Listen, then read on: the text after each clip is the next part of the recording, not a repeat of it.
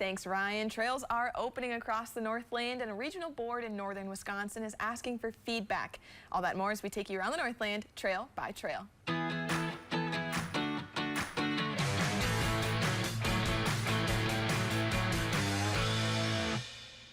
We start in Cable, Wisconsin, where the Canva Trail System has opened.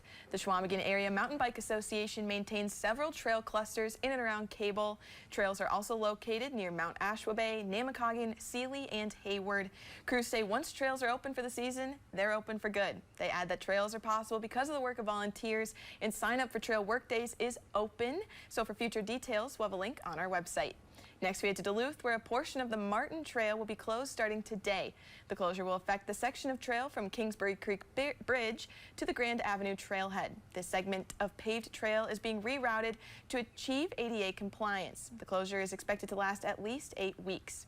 Now let's head to northern Wisconsin, where the Northern Regional Trail Advisory Committee is looking for community feedback. They're running a survey through next spring that is asking riders about local ATV and snowmobile trails.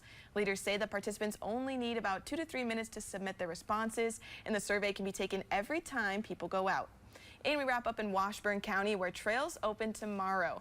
County ATV and UTV trails will open at 8 a.m. The county has free trail maps available. They also ask riders to recreate responsibly and check trail conditions on their website before heading out. As always, we'll have a link to that page and all of today's clubs on our website.